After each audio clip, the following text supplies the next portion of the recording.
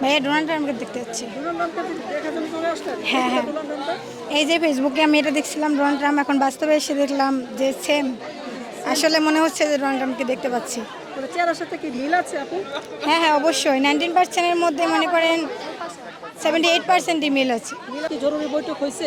না না, এখনো হয় নাই। এই যে প্রথম সিরিয়ালে আমি আসি, তো উনি এখন ওনার প্রিয়ে থেকে বলে পাঠাচ্ছেন, ওই দেখেন ওনার প্রিয়ে দেখতে পাচ্ছেন। নরেন্দ্র মোদী।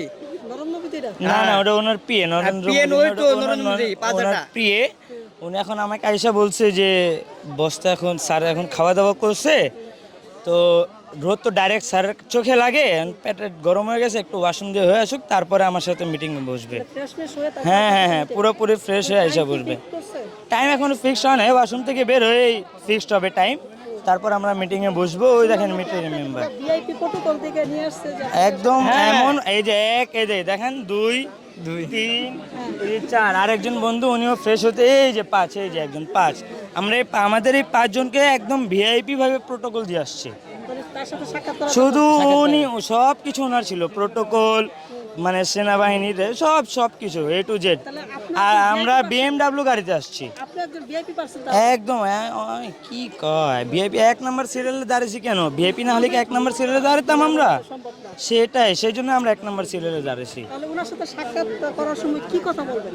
এখন আগে ওনার সাথে সাক্ষাৎ করি, আগে কথা বলবেন? ঈদ মোবারক জানাবো ফার্স্টে। এখন ঈদের দিন, আমরা তো মুসলমান, আমাদের যেটা নীতি, আমরা আগে ওনার সাথে ঈদ মোবারক জানাবো, কোলাকুলি করব। যেহেতু উনি আমার বড়, অবশ্যই ঈদের সালামি দিবেন উনি আমাকে, তারপরে আমি নিব, তারপরে কথাবার্তা। মানে কি রাজনীতি বিষয় নিয়ে কিছু কথা হবে? না না না, রাজনীতি বিষয় নিয়ে কথা হবে না, ওই তেমন ইরানকে কথা নিয়ে, বলবো ইরান। না, রাজনীতি বিষয় তেমন উনি। শুনলাম নাকি ওনার যে মেয়ে নাকি আপনার সাথে বিয়ে শাদী দিবে?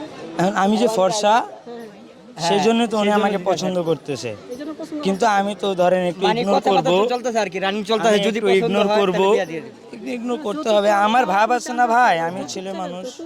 না না না, আমার ইসলাম এগুলো হারাম। নেবেন না? না না না, এইভাবে তো চলে না। যৌতুক নিলে তো পরে আবার টানা দিব যে সারা ওর বউ কইব তুই তো আমার বাপের দিয়ে যৌতুক নিছিস, তখন তো ধরেন আমি কিছু কইতে পারবো না, আমি তো যৌতুক নেবো না, যৌতুক ছাড়া বিয়ে করবো। তখন আবার কি হইব, তখন আমি কইতে পারবো না আমি তোর বাপের যৌতুক নেই, বেশি কথা কইবি বাই করে রাখবো, ওগায় লাত্তি মারা বাই করে দেবো। আপনার শ্বশুর এই জায়গায় আসছে, সেই ক্ষেত্রে হচ্ছে আপনি তাকে তো কিছু মানে মানে আপ্যায়ন করা দরকার ছিল। এখন ওনার কাছে আমি আসছি, তো উনি আমাকে আপ্যায়ন করবে, যেহেতু আপ্যায়ন করছে খুব সম্মানিত ভাবে। আপনার দেশে আসছে, হ্যাঁ হ্যাঁ, সেই জন্য তো আমি আসছি ওনার সাথে দেখা করতে, সাক্ষাৎ করতে। এই জন্য চলে উনি আমার দেশের চিড়িয়াখানা আসছে, এই ভয় এই চিন্তায় আমি ভাবলাম যে যেহেতু উনি আসছেন, অবশ্যই আমাকে দরকার ওনার সাথে দেখা করার। আসলে ওনার সাথে রেসপেক্ট কথা বললেন। অবশ্যই অবশ্যই ভাই, ভালো লাগলো। হ্যাঁ হ্যাঁ।